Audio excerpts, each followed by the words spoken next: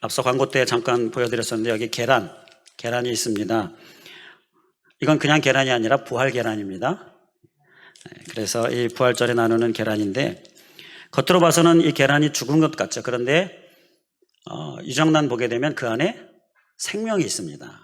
그래서 그 안에서 이제 껍질을 깨고 생명이 탄생하게 되는데요. 이 부활이 바로 이런 것이죠. 무덤, 죽어있는 상태의 무덤이지만 예수님은 그 무덤을 열고 부활하셨습니다. 그래서 그 의미가 담겨 있는 것이 이 계란이고, 그래서 우리가 계란을 나누는데요. 이 계란을 나누게 된 유래가 뭔가 이렇게 좀 찾아보니까 뭐 여러 가지 얘기들이 있더라고요. 다 근거가 확실한 건 아니지만 그 중에 한 가지 좀 와닿는 것이 있어서 좀 소개를 해드리겠습니다. 어떤 부부가 있었는데요. 옛날 십자군 전쟁 때 얘기입니다. 그때 그 전쟁으로 인해서 남편은 전쟁에 군사로 나가고 그런 상황에서 둘이 헤어지게 됩니다. 그래서 이제 전쟁으로 인하여서 이별을 하게 되는, 헤어져서 살게 되어지는데, 그러던 중에 이 여인이 부활절을 맞이해서 아이들에게 선물을 줄 생각을 하고 있는데 어떤 선물을 줄까 생각하다가 계란을 떠올렸습니다. 그래서 계란에다가 이 글을 적어서 선물을 주게 됩니다. 근데 그 글을 무슨 글을 적었냐 하면 자기 집에 가훈을 적었어요. 가훈이 뭐냐면요, 하나님의 사랑을 믿자, 이게 가훈이었습니다. 하나님의 사랑을 믿자, 그걸 적어서 아이들한테 나눠줬습니다. 우리나라 옛날에도 이 계란 정말 귀하지 않았습니까? 비쌌어요. 당시에도 마찬가지였죠. 정말 귀하고 비쌌지만 섬기고자 하는 마음으로 아이들을 위하여서, 또 굶주린 아이들이 많으니까 전쟁이잖아요. 십자군 전쟁. 그래서 큰맘 먹고 이 계란을 선물합니다. 한 아이가, 그 선물을 받은 아이가 기분 좋아서 이제 그걸 애지중지 가지고 이제 집으로 가고 있는데 길을 가다가 쓰러져 있는 한 병사를 만납니다. 폐잔병이에요. 거의 죽을 것 같은 상황이에요. 그 사람을 보고는 너무 불쌍한 마음이 들어서 정말 귀하고 정말 먹고 싶지만 그러나 그 사람에게 줘야 되겠다는 마음이 들었어요. 정말 좋은 마음이죠. 그 사람에게 이 계란을 줬습니다. 아저씨, 이거 먹고 힘내세요. 자, 그 계란을 받아든 병사가 힘을 내서 그 계란을 먹으려고 하는데 계란에 보니까 껍질에 글이 써져 있는 겁니다. 무슨 글이었다고요? 그 부인, 그 여인의 집에 가훈, 하나님의 사랑을 믿자, 이거였습니다. 이 여인은 이 계란에다가 그 글을 쓰면서 하나님께 기도한 게요, 하나님, 지금 남편을 못 만나고 있는데 남편을 꼭 만나게 해주세요. 이렇게 기도하면서 하나님의 사랑을 믿습니다, 이러면서 쓴 거였어요. 자, 이 폐잔병, 지쳐 쓰러져 죽어가고 있는 이 폐잔병이 그 글을 본 순간 이거 우리 집 가훈인데. 자, 그렇게 자기 집의 가훈을 보게 된 겁니다. 그러면서 그 아이에게 이 계란을 누구한테 받았냐고. 그래서 그 아이와 함께 계란을 준 그 여인에게 갔는데 누구였습니까? 전쟁으로 인하여 이별했었던 부인이었습니다. 만나게 된 거예요. 자, 정말 기적 같은 기도의 응답의 역사가 일어난 것입니다. 그래서 감사해서 이 부인이 그 후로 계속해서 부활절 때마다 귀하지만 비싸지만 섬기고자 하는 마음으로 그 계란을 1년 동안 모아서 계란을 준비해서 주고 그렇게 했다. 그래서 그것에 의해서 이제 부활절날 계란을 주게 된 거다. 이런 유래가 있습니다. 뭐 근거가 있는 건지 확실하진 않지만, 그러나 여기에서 정말 참 은혜가 되는 것은 이렇게 섬기고자 하는 마음, 그 마음에서 시작이 됐다라는 거예요. 그리고 기도의 응답을 간절히 바라는 마음에서 시작이 됐다라는 거죠. 우리가 작은 것이지만 우리의 이웃에게 섬기는 마음으로 나눠주면요, 하나님의 놀라운 역사가 일어날 줄 믿습니다. 또 기도의 응답의 역사도 우리에게 일어날 줄 믿습니다. 오늘 우리가 함께 나누고자 하는 말씀이 예수님의 자기 선언, 어떻게 선언하십니까? 나는 부활이라, 이렇게 자기를 선언하십니다. 성경에 보게 되면 예수님이 자기 선언하는 것이 제가 보니까 한 7가지 정도 나옵니다. 그래서 그동안 우리가 사순절 기간 동안 한 가지씩 살펴봤죠. 오늘은 이제 그 중에 끝으로 나는 부활이라 라는 예수님의 자기 선언을 우리가 함께 살펴보고자 합니다. 예수님은요, 나는 부활이라, 이것을 이루기 위하여서 정말 큰 많은 일들을 우리에게 행해 주셨습니다. 그래서 우리에게 이 부활 소망을 주셨어요. 우리는 이 부활신앙을 꼭 소유할 수 있기를 간절히 원합니다. 기독교 역사 중에 보면요, 많은 박해가 있었습니다. 초대교회에도 로마 시대 때 많은 박해가 있었어요. 많은 그리스도인들이 죽었습니다. 그리고 오늘날도 세계에 보게 되면 기독교 박해받는 나라들이 많이 있습니다. 저 북한도 그렇고요. 많은 사람들이 또 죽어갑니다. 우리나라도요, 예외는 아니었습니다. 기독교 선교 초창기 시대 때에 박해가 있었습니다. 그리고 일제강점기라든지 또 전쟁이라든지 이걸 통해서 많은 기독교인들이 죽임을 당했습니다. 그런데 그럼에도 불구하고 기독교가 사라졌느냐? 기독교가 들어간 나라가 기독교가 사라졌느냐? 그렇지 않았습니다. 더 막 불이 일어나듯이 더 번져나가고 더 전파되어지고 더 믿는 사람들이 많아지고요. 그 이유가 무엇이냐라는 거예요. 기독교 신앙의 이유가 뭐냐라는 겁니다. 그것이 바로 부활입니다. 부활신앙. 초대교회 때 예수 그리스도의 부활을 목격한 많은 제자들과 많은 성도들이 죽어도 살 수 있구나. 바로 이 부활신앙을 소유하게 된 겁니다. 그러면서 죽이려고 하는 것에 겁이 안 나요. 겁을 내지 않고 믿음 더 지키고 더 많이 전파하고, 그러니까 온 세계에 기독교가 이렇게 확산이 되어지고 온 세계 정말 땅끝까지 복음이 전해지는 역사가 일어나고 있는 것입니다. 이것이 바로 부활신앙의 힘입니다. 우리가 꼭 소유해야 될 믿음인 줄 믿습니다. 이 부활신앙에 관한 부분을 생각하면 교부 크리소스톰이 생각이 납니다. 로마 황제가 그의 신앙을 포기하라고 아주 엄하게 명령합니다. 그런데 크리소스톰이 내가 포기하지 않겠습니다. 당시에 그 최고의 권력인 로마 황제의 그 명을 어깁니다. 그러니까 가만히 냅두겠습니까? 로마 황제가 신하에게 시켜서 그를 체포해서 독방에 가두라고 그렇게 명령을 합니다. 그랬더니 신하가 울상이 되면서 왕에게 이야기합니다. 황제에게, 황제여, 모르시는 말씀입니다. 기독교인은 독방에 가두면 더 좋아합니다. 싱글싱글 번글번글 중얼중얼합니다. 뭐 하나 봤더니 하나님께 기도합니다. 독방에 있는 거, 독방에 가두는 거 오히려 그에게 더 좋은 일을 해주는 겁니다. 이렇게 얘기를 한 거예요. 그랬더니 그러면 어떻게 해야 되겠는가? 그렇다면 독방에 가두지 말고 아주 극악무도한 죄인들이 있는 감옥에다 함께 가둬라. 그래서 거기에서 아주 큰 어려움 당하게 해봐라. 이제 그렇게 한 거죠. 그렇게 명령을 했습니다. 그랬더니 신하가 하는 말이, 고개를 흔들면서, 그건 더 안 됩니다. 기독교인은 그런 곳에 가면 전도할 기회가 생겼구나. 그래서 막 전도하기 시작합니다. 거기에 있는 죄인들, 극악무도한 죄인들 다 변화될 겁니다. 그건 오히려 더 좋은 일을 시키는 겁니다. 이렇게 얘기를 한 거죠. 그랬더니 왕이, 그러면 그놈의 목을 당장 쳐서 죽여버리자. 이렇게 사형을 선고합니다. 그랬더니 신하가 이번에는 사색이 돼서 말을 합니다. 그건 정말 모르시는 말씀입니다. 기독교인은 부활을 믿는 사람들입니다. 죽인다고 하면요, 막 두려워하고 벌벌 떨 것 같은데 전혀 그렇지 않더라고요. 죽인다고 하면 오히려 얼굴에서 광채가 납니다. 그러면서 담담하게 그 죽음을 받아들이는 걸 봅니다. 그것이야말로 그에게 제일 좋은 것을 안겨주는 형벌입니다. 이렇게 왕에게 얘기를 한 겁니다.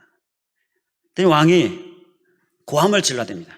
아니, 그러면 도대체 이놈을 어떻게 해야 된단 말이냐? 방법이 없는 것이죠.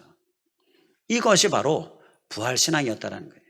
이 크리소스톰에게 있는 유명한 그러한 일화입니다. 우리가 이 부활신앙을 충만히 소유할 수 있기를 주님의 이름으로 간절히 축원을 드립니다. 우리 한번 따라해 주시면 감사하겠습니다. 부활신앙 충만히 소유하자. 내게 하는 말입니다. 부활신앙이 우리에게 충만히 있어야 하는 것입니다. 이 부활을 위해서, 이 부활신앙을 우리가 소유하기 위하여서 우리가 그러면 어떤 모습을 소유해야 할 것인가? 우리가 함께 말씀을 살펴보고자 합니다. 자, 어떤 모습을 소유해야 할까? 그 모습에 우리가 소유해야 될 모습의 모델 예수 그리스도를 우리가 좀 생각해 보고자 합니다. 예수님께서 이 부활을 위하여서 하신 일이 뭐냐? 그것을 생각하면 내가 소유해야 할 모습이 무엇인지 깨닫게 됩니다. 자, 질문해 보겠습니다. 예수님이 이 부활을 위하여서 하신 일이 무엇입니까? 답은 아주 쉬운데요. 이 부활을 위해서 하신 일은요, 죽으셨습니다. 죽어야 다시 살잖아요. 다시 살려면 죽어야 돼요. 그래서 예수님은 이 부활을 위하여서 무슨 일을 하셨느냐? 죽으셨습니다. 간단하고 쉬운 답이죠. 그런데 실제로 쉬운 일은 아니죠. 부활은 다시 사는 것. 그렇기 때문에 반드시 이 부활을 우리가 경험하려면, 부활신앙으로 충만하려면 우리가 반드시 소유해야 할 모습은 죽는 모습입니다. 나를 죽여야 한다는 거예요. 이 목숨 생명 끊으라는 얘기는 아닙니다. 영적인 부분에 있어서 내가 죽어야 할 것들, 그것들을 죽여야 부활신앙을, 그 부활을 우리가 충만히 소유하게 된다는 것입니다. 부활은 예수 그리스도의 능력, 승리, 또 기적, 또 부흥, 회복, 많은 것으로 달리 표현할 수가 있습니다. 그러한 것들을 우리가 경험하려면 어떻게 해야 한다고요? 내가 죽어야 하는 거예요. 내가 그리스도와 함께 십자가에 못 박혔나니, 자, 죽어야 한다라는 것입니다. 어떤 사람이 주님, 그 부활의 능력, 그 기적, 그 역사, 그 은혜 내가 경험하게 하여 주시옵소서. 그 부활 경험하게 하여 주시옵소서. 이렇게 간절히 기도합니다. 그랬더니 하나님이 그 기도가 너무 간절해서 하나님이 그 사람에게 그래, 부활 경험하게 해주겠다 응답해 주시면서, 그런데 내가 이야기하는 것, 내가 시키는 것 그 한 가지만 좀 해라. 뭡니까? 내가 무엇이든지 하겠습니다. 하나님께서 죽어라, 죽어라 얘기하고, 죽으라고요? 그건 조금, 이렇게 대답을 했다라고 합니다. 예수님께서 부자 청년에게 말씀하셨을 때 부자 청년이 근심하며 가니라 라는 말씀, 그런 것처럼 근심하며 간 거예요. 부활을, 그 부활의 능력, 그 은혜를 경험할 수 없게 되었다라는 것입니다. 우리의 모습이 이런 모습은 아닙니까? 우리는 부활과 그 능력을 경험하기 원할 때에 죽어야 한다라는 것, 우리가 꼭 소유해야 될 모습인 것입니다. 꼭 소유할 수 있기를 주님의 이름으로 간절히 축원을 드립니다. 오늘 본문 말씀의 배경이 뭡니까? 나사로의 장례식장입니다. 나사로의 장례식장에서 나는 부활이라 자기 선언을 예수님께서 하시면서 죽어도 살겠고 말씀하십니다. 예수님은 나사로가 죽기 전에 빨리 와달라는 그러한 전가를 받으셨어요. 나사로의 가족인 마르다와 마리아가 너무나 애타는 마음으로 예수님께 사람을 보냈습니다. 빨리 와주세요. 죽기 전에 빨리 와주세요. 와서 고쳐주세요. 이렇게 전가를 보냈어요. 간절한 마음에 전가를 보냈어요. 그런데 예수님이 빨리 가셨습니까? 빨리 가지 않으셨습니다. 자, 왜 빨리 가지 않으셨습니까? 죽기를 기다리셨습니다. 바로 이것이에요. 예수님은요, 죽기를 기다리셨어요. 마르다와 마리아는 이해가 안 갔지만 예수님은 죽기를 기다리셨습니다. 왜요? 그래야 다시 살릴 수가 있으니까. 그래야 부활을 경험하게 할 수 있으니까. 그래야 믿지 않는 많은 사람들이 믿음을 확실하게 소유할 수 있게 되니까. 그 부활, 다시 살리기 위하여서 예수님은 죽을 때까지 기다리셨습니다. 안 가셨어요. 죽고 나니까 그때 가셨습니다. 오늘날도 예수님은요, 우리에게 이 부활과 같은 역사를 경험하게 하기를 원하시는데, 그를 위해서 우리에게 행하고 계시는 일이 죽지 않았다면 죽기를 기다리시는, 그러한 기다리시는 일을 행하신다라는 거예요. 내게 있는 교만이 죽기를 기다리십니다. 내게 있는 의심이 있다면 그것이 죽기를 기다리십니다. 내 자아, 그것이 아직 살아있다면 죽기를 기다리신다는 거예요. 그래야 부활과 같은 큰 역사를 경험하게 되기 때문이다라는 것입니다. 우리가 주님 역사하여 주시옵소서, 응답하여 주시옵소서, 앞서 간절히 기도했던 사람처럼 주님 그 기적, 그 은혜, 그 치유 주님 내게 행해 주시옵소서, 이렇게 간절히 기도할 때 하나님은 우리에게 말씀하십니다. 내가 시키는 것 한 가지 좀 해라. 죽여라. 죽여라. 그러면서 우리가 죽기를 기다리시는 거예요. 우리는 마르다나 마리아처럼 빨리 응답해 주시기를 원하는데 주님은 때로는 아직 살아있는 모습에 대하여 그것이 죽어지기를 기다리신다라는 겁니다. 그것을 죽이는 모습으로 우리가 주님 앞에 나아갈 수 있기를 주님의 이름으로 간절히 축원을 드립니다. 그러면 그것을 통하여서 정말 놀라운 부활과 같은 큰 역사를 주님께서 우리에게 행해 주시는 것입니다. 제가 목회를 하면서 정말 안타까운 모습이 있어요.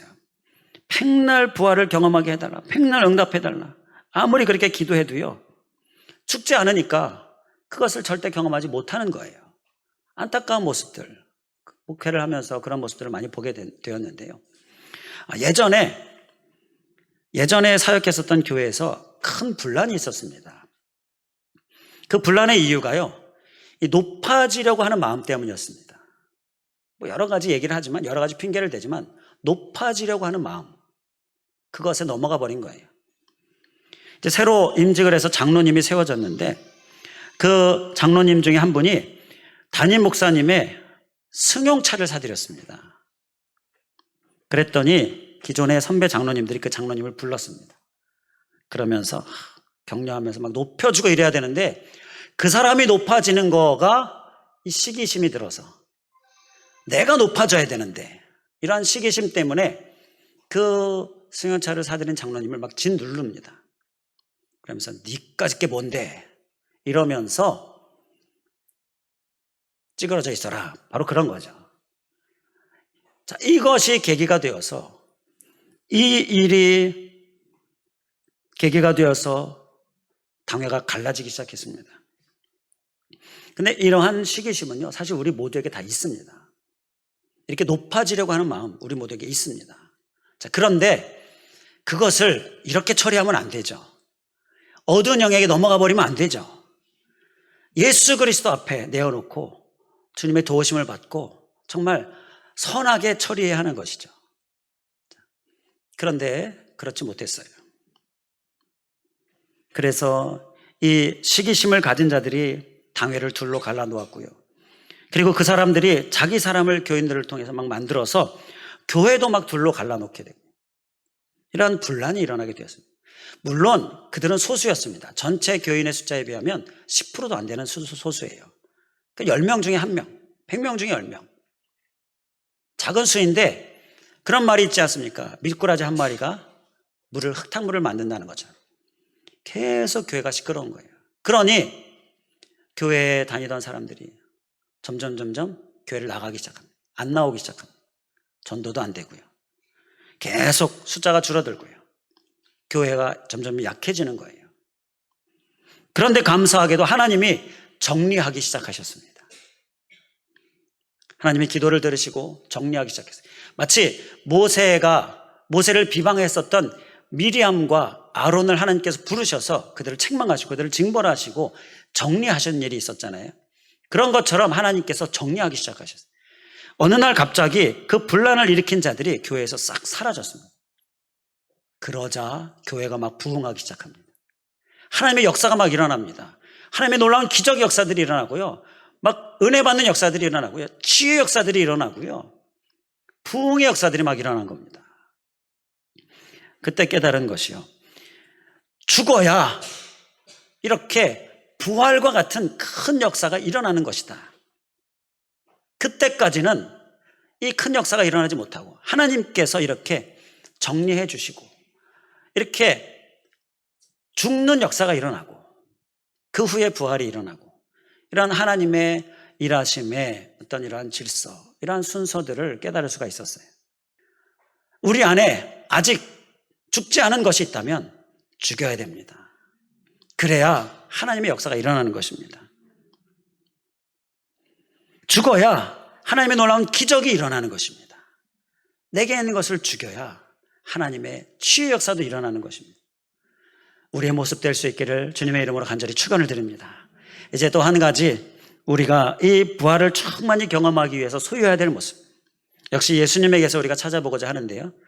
자, 예수님이 십자가상에서 죽으시기 전에 이 부활을 이루기 위하여서 정말 그 방해를 극복하신 열심이 있습니다. 정말 애쓰셨어요. 그리고 결국 다 극복하셨습니다. 부활을 방해하는 것들을 다 극복하셨습니다. 그리고 죽으시기 전에 무슨 말씀을 하셨습니까? 십자가에 못 박히신 채로 죽으시기 전에 다 이루었다. 가상칠언 중에 다 이루었다 말씀하시고, 하나님 나의 영혼을 받아주시옵소서, 그렇게 말씀하시고는 운명하셨습니다. 바로 이렇게 다 이루었다라는 이 말씀에는요, 부활을 위하여서 할 일들을 모두 다 하셨다라는 거예요. 방해를 다 극복하셨다라는 것입니다. 그 가상칠언의 말씀 중에서 이 부활 위하여서, 부활을 우리가 충만히 소유하기 위해서 우리가 소유해야 할 모습, 그것을 깨달을 수가 있습니다. 예수님이 무슨 방해를 극복하셨는가? 우리도 극복해야 할 방해. 자, 그 한 가지는요, 가상칠언의 첫 번째, 예수님께서 누가복음 23장 34절에 아버지 저들을 사하여 주옵소서라고 말씀하십니다. 저들을 사하여 주옵소서. 그 저들이 누구입니까? 예수님을 십자가에 못 박은 자들입니다. 예수님을 모욕한 자들입니다. 그 원수와 같은 자들을 향하여서 저들을 하나님 용서하여 주시옵소서, 이렇게 기도하셨습니다. 예수님은요, 무엇을 극복하셨느냐? 어떤 방해를 극복하셨느냐? 바로 미움이라는 방해를 극복하신 것입니다. 미움. 자, 우리 인간적으로 보게 되면 그들이 얼마나 밉겠습니까? 원수와 같은 자들, 얼마나 그들이 밉겠습니까?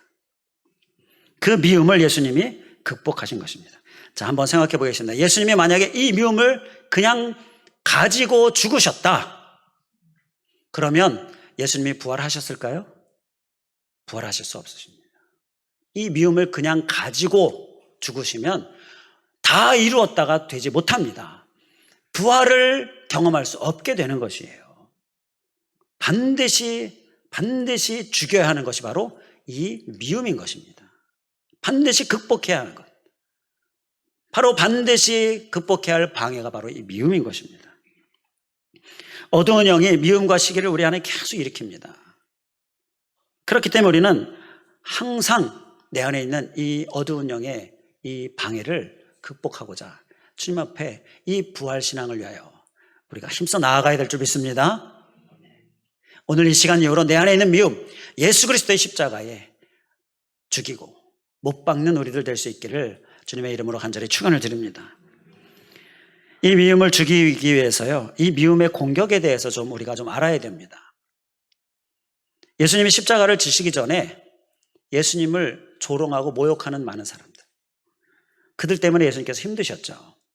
인간적으로 생각하면 미운 마음이 얼마나 많이 드셨겠습니까? 그런데 예수님이 그 미움을 극복하셨기 때문에 십자가를 지셨습니다.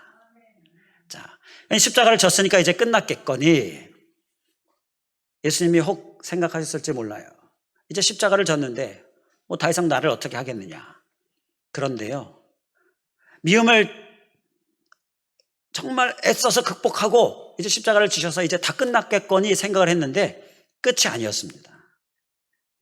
십자가에 못 박혀있는 예수님을 향해서 아래에서 못 박은 자들이, 또 예수님을 못 박으라고 했었던 자들이 그 예수님을 향해 뭐라고 얘기합니까?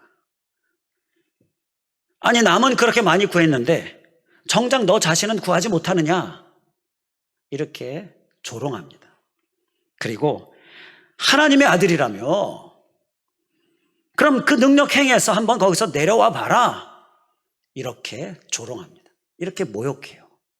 끝인 줄 알았는데, 십자가에 못 박혀 있는데 정말 고통스러운데 거기서도 내 몸 하나도 견디기 힘든데 거기서도 조롱을 하는 거예요.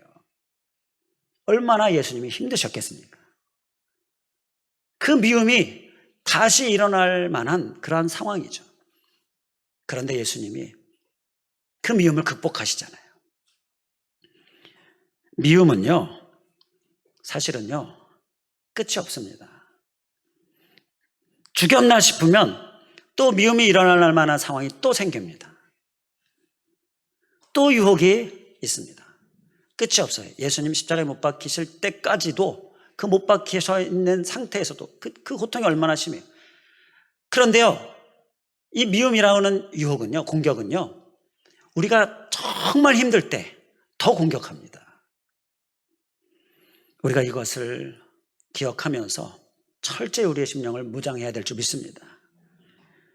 그래야 그 미움을 죽이고, 날마다 죽이고, 일어날 때마다 죽이고, 그러므로 인하여서 이 부활의 큰 역사, 큰 능력, 그 기적을 우리가 경험하게 되는 것입니다. 이 아버지 저들을 사하여 주옵소서라는 이 가상칠언의 말씀이 첫 번째 말씀이죠. 가상칠언의 첫 번째가 이 미움을 극복하는 저들을 용서하여 주옵소서라는 말씀입니다. 이 첫 번째라는 것이 우리에게 주는 큰 깨달음이 있습니다.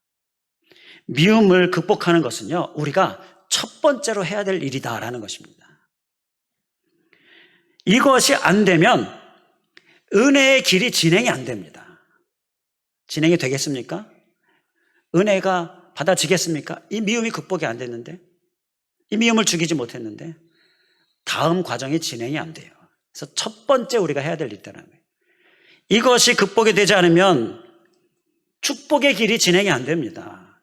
하나님의 역사의 길이 진행이 안 됩니다. 그렇기 때문에 우리가 꼭 이 방해를 먼저 첫 번째로 극복해낼 수 있어야 한다는 것입니다. 우리가 이 부활신앙을 위하여서 충만히 경험하기 위하여서 이 미움 열심히 죽이면서 극복하면서 승리할 수 있기를 주님의 이름으로 간절히 축원을 드립니다. 이제 가상칠언의 말씀 중에 예수님께서 하신 말씀이 다 이뤘다, 부활을 위해서 하신 말씀이 또 있는데요. 두 번째 말씀, 누가복음 23장 43절에 오늘 내가 나와 함께 낙원에 있으리라 말씀을 하십니다. 내가 나와 함께 낙원에 있으리라. 이 말씀은요, 옆에 있는 강도가 자기의 죄를 회개하면서 하나님, 예수님 나를 기억해 주세요, 이렇게 얘기하니까 내가 오늘 나와 함께 낙원에 있으리라 말씀하신 것입니다.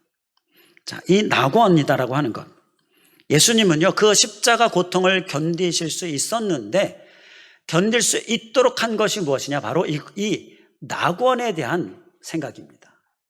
이 낙원을 생각하면서 견디실 수 있었다라는 거예요. 우리 사람도 그렇지 않습니까? 막 힘들 때 그 힘든 일의 끝을 생각하고 그 후에 있을 좋은 것을 생각하면 견딜 수가 있습니다. 현실은 고통이지만 고통은 반드시 끝나고 그 끝에는 낙원이 있다라는 것, 이것이 견딜 수 있는 힘을 준다라는 것입니다. 현실이 극심한 십자가 고통일 때 우리는 낙원을 생각할 수 있길 바랍니다. 그것이 극복할 수 있게 합니다. 현실이 모욕과 수치가 있을 때 우리는 영혼 구원을 생각하면서 극복할 수 있는 것입니다. 바울이 사도행전 20장 24절에 내가 달려갈 길과 주 예수께 받은 사명 곧 하나님의 은혜의 복음을 증언하는 일을 마치려 하면 나의 생명조차 조금 더 귀한 것으로 여기지 아니하노라, 이렇게 고백하고 있는데요. 이 마치려 하면은, 그러니까 예수님이 다 이루셨다라는 말씀처럼 이렇게 완수하고자 바울이 열심을 다했는데요. 그때 나의 생명조차 조금 더 귀한 것으로 여기지 아니하노라, 이렇게 고백하고 있는 바울이요, 실제로 복음 전도의 사명을 열심히 행할 때에 생명의 위협을 많이 느꼈습니다. 그런데 그 위협에 주저앉았습니까? 그렇게 하지 않았어요. 정말 많은 위협이 성경에 보면 나오는데요. 그런데 다 극복했습니다. 바로 이러한 극복의 모습이 바울에게 어떻게 있었느냐? 바울은요, 동일하게 이 하나님 나라, 하나님의 상급, 그것을 바라면서 나아갔다라는 것입니다. 사단은요, 바울에게 현실에 많은 어려움을 줘서 바울의 발걸음을 멈추게 하려고 했습니다. 바울의 달려가는 그 걸음을 멈추게 하려고 했지만 사단은 실패했습니다. 번번이 실패했습니다. 우리를 향하여서 우리의 달려가는 길을 막아서고 멈추게 하려는 사단이 주는 많은 어려움, 그 어려움을 우리가 맞닥뜨릴 때 우리도 사단을 실패하게 할 수 있기를 간절히 원합니다. 우리의 현실의 어려움이 주는 방해, 이것도 우리가 낙원을 생각하면서, 상급을 생각하면서 잘 죽일 수 있는 우리의 모습 되기를 주님의 이름으로 간절히 축원을 드립니다. 이제 가상칠언의 말씀 중에 예수님이 다 이루었다라는 부활을 위해 애쓰신 모습, 끝으로 한 가지 더 보기를 원하는데요. 5번째 말씀에 요한복음 19장 28절에 보게 되면 내가 목마르다 말씀하십니다. 여기에서 우리가 찾을 수가 있어요. 이 내가 목마르다라는 말씀은 실제로 예수님이 이 탈수 현상이 있기 때문에 목마름도 있으셨어요. 그런데 이 목마르다라는 말씀 앞에 보면 성경을 응하게 하려 하사라는 말씀이 나옵니다. 실제로 목마름이 있으셨을 텐데 그것보다 예수님은요, 성경을 응하게 하시려고 말씀하신 거예요. 내가 목마르다 이야기하니까 아래에 있는 사람들이요, 예수님에게 신포도주를 이 해면에다 적셔가지고요, 그 우슬초라는 그 장대에 메어서 예수님의 입에다 갖다 대어줍니다. 그런데 이 일은 시편 69편 21절에 예언되어져 있는 말씀이었어요. 그 시편 69편 21절에 보면 그들이 쓸개를 나의 음식물로 주며, 바로 다음 구절, 목마를 때에는 초를 마시게 하셨사오니, 바로 이 예언의 말씀을 예수님께서 응하게 하려 하시려고 내가 목마르다 말씀하신 것입니다. 예수님은요, 이 부활을 다 이루었다를 완성하시기 위하여서 성경 말씀을 응하게 하시려고, 끝까지 다 응하게 하시려고 애쓰셨던 모습을 우리가 볼 수 있는 것입니다. 우리가 또 한 가지 소유해야 할 모습이 바로 이 모습입니다. 하나님의 말씀이 응해지기를 위하여서, 말씀이 성취되기를 위하여서 우리가 사는 삶이 필요한 것입니다.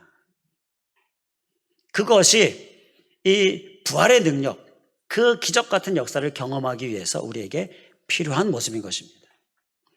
말씀이 응해지기 위하여 살 수 있기를 주님의 이름으로 간절히 축원을 드립니다. 말씀이 응해지려면요, 죽여야 될 것이 있습니다. 자, 무엇을 죽여야 하냐면요, 나를 죽여야 하죠. 앞서 내가 죽어야 한다라는 말씀 나눴을 때 구체적으로 말씀이 응해지려면요, 말씀에서 말씀하시는 그 방법, 말씀에서 이야기하시는 깨달음, 그 계획, 뜻들을 우리가 이루는 삶을 살아야 하는데, 그를 위해서 내 생각을 죽여야 됩니다. 또 내 주장을 죽여야 돼요. 내 감정, 내 방법을 죽여야 됩니다. 동일하게 이 세상적인 수단과 방법, 세상적인 생각, 또 세상의 가치관, 이러한 것들을 죽여야 됩니다. 그래야 하나님의 말씀이 이루어지게 되는 거예요. 우리는 우리의 모습을 날마다 점검하면서 내가 하나님의 말씀이 응해지기 위하여서 정말 힘쓰고 있는가, 계속 말씀을 살려고 애쓰고 있는가, 우리의 모습을 살펴야 될 줄 믿습니다. 그의 방해가 되어지는 내게 있는 것, 또 이 세상적인 그 어떠한 것도 우리가 죽이는 열심, 그 열심으로 부활을 경험하는, 그 능력을 경험하는 그러한 복된 삶 되실 수 있기를 주님의 이름으로 간절히 축원을 드립니다. 기도하겠습니다. 할렐루야. 감사하신 하나님, 오늘 우리 안에 나는 부활이라 자기 선언을 하시는 주님, 그것을 통하여 우리에게 소망을 주시는 주님 감사를 드립니다. 이 부활을 충만히 이 신앙을 소유하기 위하여서, 그 정말 능력을 우리가 소유하기 위하여서, 그 기적을, 그 치유를, 정말 그 놀라운 역사를 우리가 소유하기 위하여서 우리가 소유해야 될 모습, 주님, 죽는 모습 우리 안에 있게 하여 주시옵소서. 나의 교만을 죽이고, 나의 강팍함도 죽이고, 나의 의심도 죽이고, 나의 또한 모든 무지함과 그리고 내 자아 다 죽이는 우리들 되게 하여 주시고, 특히 미움을 죽이게 하여 주시고, 또 어떠한 불신도 다 죽이게 하여 주시옵소서. 그를 통하여서 부활을 충만히 경험하는 우리들 될 수 있도록, 우리 공동체 될 수 있도록, 우리 각 가정 될 수 있도록 주님 인도하여 주시옵소서.